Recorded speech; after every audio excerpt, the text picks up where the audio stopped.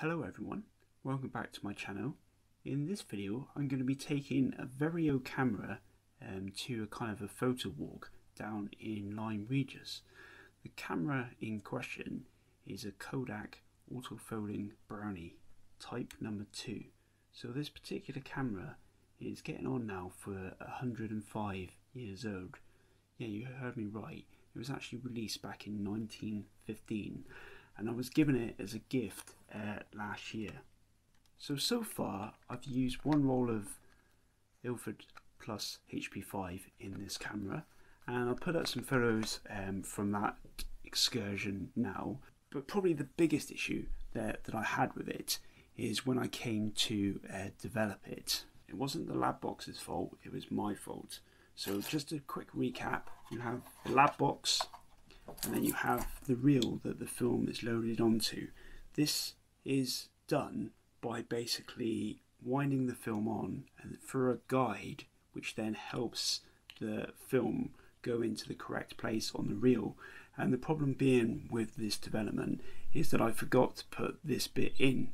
So the film in effect had no guide to go onto this reel, and it ended up kind of wrapping around on itself. So hence in these images you're seeing where the film didn't develop right. Thankfully it did develop, and there was some really good kind of images still there, which as well, it kind of almost still showed me the potential that this camera has in producing some great images, even though it is 105 years old to this day. So since I last completed that film as well, the camera did in fact jam up, which took a little bit of time to kind of free up again, so it's in a kind of a usable state. But because this is getting to the point now where it's becoming really delicate, I don't really want to do it kind of any more damage. So this is probably going to be the last roll of film I attempt to run through this particular camera. So first things I'm going to do is I'm just going to run quickly through the camera itself and its functions, just to check that it's in kind of working order before I put film in it. So it's obviously got a little handle. These are functions I think will become clearer when I open it out. Yeah, I used to just open this up and you used to be able to get a little pen and write on the back of the film like the location, time, date, that kind of thing, but that doesn't work with modern film, which has a backing paper, so it doesn't really work anymore, that function. And besides, the kind of the pen that should go in here, which you scratch on the back of the film, is kind of missing from my version. That sight glass there allows you to see what number of film you're on. This here helps you wind the film on. So let's see if I can open it out, but it is a little bit delicate to say the least. So the lever comes out like so. And then you should, if you had a perfectly working condition of this, just pull this out, but it's a little bit temperamental. So I think that the knack is that you kind of push back on this a little bit, and it's kind of catching a little bit on the bottom. There we go. So you almost kind of need to just pull it up a little bit so it can slide on these kind of guides a little easier. So you can pull that out then as far as it'll go. And there's a little side thing here, you can probably see it there. So it's basically got two focal lengths, 2 points here depending on what your subject is going to be. You can either do close up or portraiture on the front kind of setting, 8 feet or 2.5 meters, and then to change it to the kind of the more landscape mode for kind of more general view shots, you've got 100 feet or 30 meters. So you select that in the field by lifting up the little lever here and just sliding it back a touch. There we go, and it's locked into that position now. Yeah, so it's a leaf shutter. That little lever there just fires it off when you're ready. It's got 4 points of aperture, 1, 2, 3, 4. They equate to 1, which is f8, so that's for, again, near views, portraitures. You've got number 2, which equates to f16, which is landscapes and general views. Then you've got number 3, which is equivalent of f32, which is when kind of marine views are your subject, apparently. And then also you've got number 4, which is equivalent to f64, when you're shooting into the sky. So obviously when you're shooting into a bright condition. Right, so that's the aperture. The other settings you've got here is the shutter speed up here. 1/50th of a second when the subject is under direct or intense light. 125 you use when your subject is kind of not under direct light, when you need a little bit more light. So that's kind of obviously a slower shutter speed. Bulb mode. So obviously this needs to be on a tripod for this, and then you just press and hold this down for however long you want the shutter to be open, and then release it when it's had enough time of exposure. And then it's also got a T mode, which again needs to be on a surface or a tripod. So you press it once to open, and then you press it again to close the shutter. So obviously that's going to be for much long exposures if you want to try them in this camera. Yeah, so on the bulb mode, they recommend roughly half a second for grey sky. If you've got dull sky, it's about 3/4 of a second, and if it's very dull, you hold it down for about a second. I've never tried those bulb and T modes. I've always stuck to kind of 1/50th, 1/25th of a second. So, and that's probably what I'll be sticking with when I shoot this camera, hopefully in Lyme Regis later this week. And then of course on this one as well, you've got a little viewing glass there, which you can tilt either for portrait or landscape use. Not the best viewfinder, but still gives you enough kind of guide just to compose your shot. Right, so I just try putting the camera back in and out a few times, just so that I'm confident that when I actually do put some film in this camera, it's actually gonna work. So make sure I lift this up and push it back gently into the casing. Oh, that went quick. And I think this lies the problem. It's kind of catching now on that kind of hinge, so it doesn't always pull out easy. It needs kind of like lifting up. There we go, and out. So that's just something I need to remember in the field, and then it clicks on. And then you wind on the film using this control here, so you see the next kind of number in the window. So yeah, I think I feel confident that this is gonna work for at least another roll. So let's try loading some film into it. Lift up the lever, slide it back in like so, and then you push these in, slide that up like so. Yeah, so now I've remembered what these two things are. So this then slides up like so, and then the whole thing then quite cleverly just slots out. Yeah, here we go.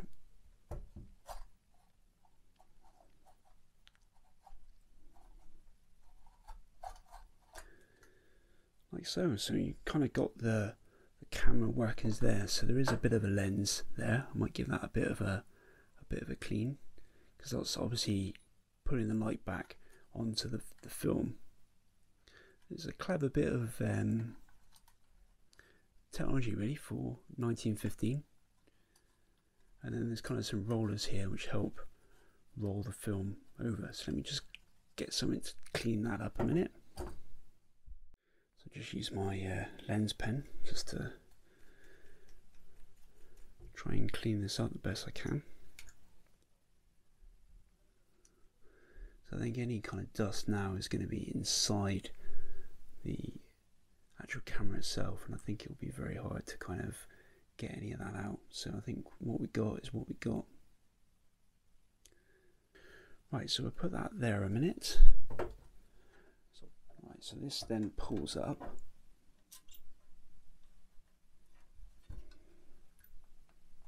To allow you to get the spindle in, like so.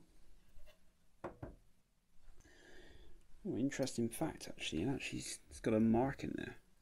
It was serviced by Kodak Limited in London, 1952. So that was probably when it last had its service. Right, so let's get some filming.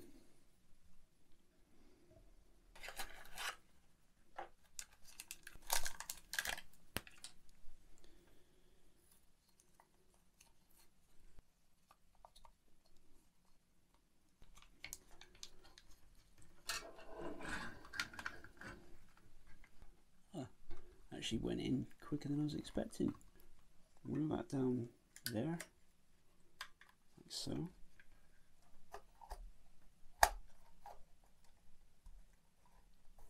And then lock it back into position, like so. And then let's turn to the back. So here's where we can see, hopefully, the numbers. Yep, there we go, there's an arrow there. I was starting to get a little bit worried.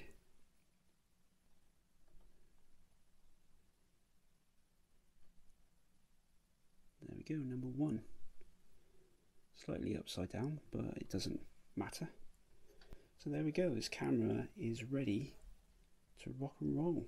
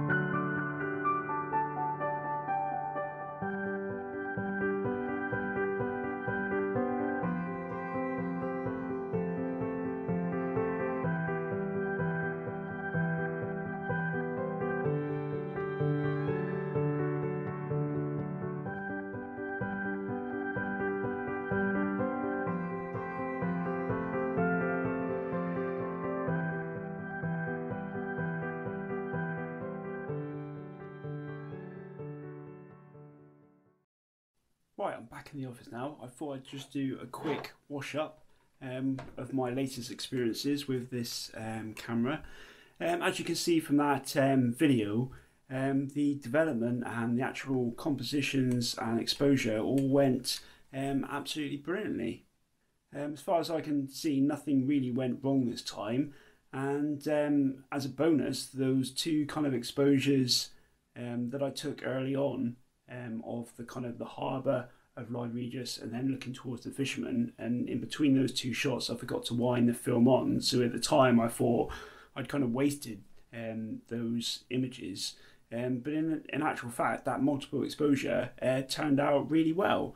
If we look at the images in a little bit more detail now, yeah, so as you can see, 8 clear exposures. There's only 7 on the screen here obviously because one was a duplicate. If I just open up this image here, this one was obviously, I obviously took 2 compositions here. There was one with a person and then one without a person. Obviously I think the one with the person is a better composition, so hence why I deleted the other one. Obviously not all of them are perfectly clear. I think the one in the tree towards the end of the day is a little bit blurry, but you can still kind of get a sense of what I was trying to capture here. I've kind of left all the kind of the flecks of dirt, because as you may recall at the beginning of this video, I did try to clean the lens from the glass in the camera, but it appeared that there was a lot of kind of dust, probably from 105 years of kind of storage, that's kind of found its way in behind that kind of glass. And I kind of like some of that, to be honest. It gives a bit more character to the image. And this one again in the harbour, which I took really early on, was a little bit blurry because I suspect the light wasn't probably as good as it was in other times during the day. Yeah, so obviously this multiple exposure one that I talked about just now, it was a complete accident. I just forgot to wind the camera on.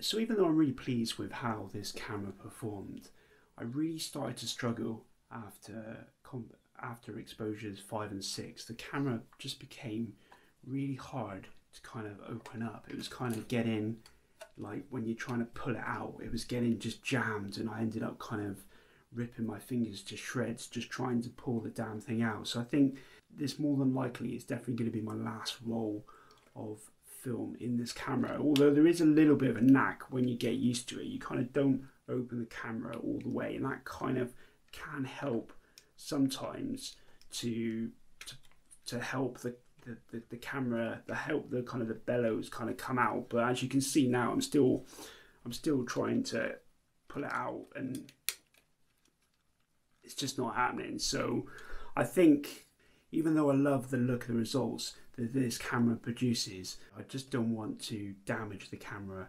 anymore. But if I can at some point in the future work out a more consistent way of being able to kind of get the camera into shooting position in a consistent and quick manner, then based on these results, I'm definitely going to give that a try. The knack to this camera, it seems to be you don't kind of pull the door down all the way. Once it clicks into position, that's when it becomes a bit of a struggle to pull this kind of central portion out. So I think I learned once that you kind of just have the door a little bit ajar, and then that kind of helps with the alignment. But as you can just see now, I'm still struggling to pull the damn thing out. So I think until I can get it kind of serviced or looked at, I'm probably not going to use it again, because like I said, I'm just worried about damaging it further.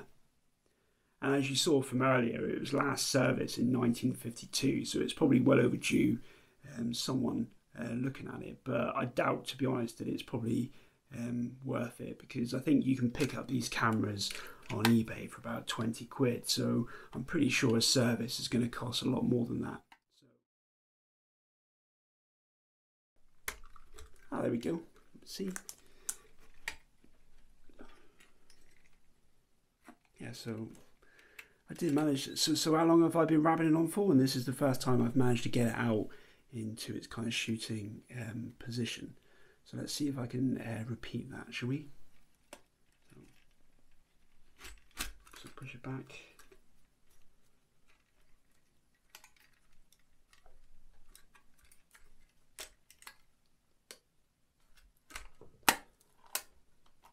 So back in its folding position. Right, so I've just seen a composition. Let's see how quick I can get it out into a shooting position. Ready, steady, go.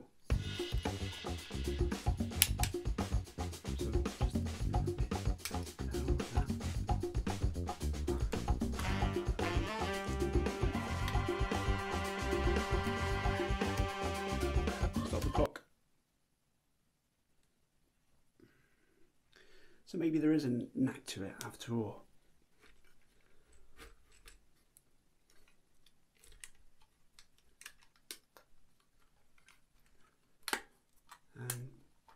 I'm back.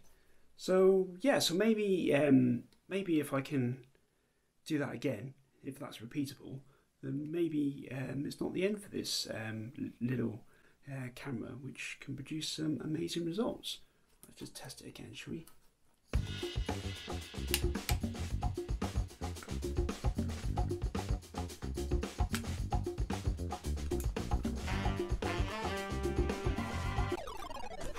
No, it's a real workout trying to get this thing out. So yeah, if I could have done that every time that I wanted to use it, then it would be good. But it just seems to be random when it actually wants to. Oh, there we go. It's pulled out again. So maybe I'll try again when my fingers have recovered. So yeah, so maybe I'll put this in the kind of the not completely active but not completely inactive collection. So anyway, thanks for watching. Bye for now.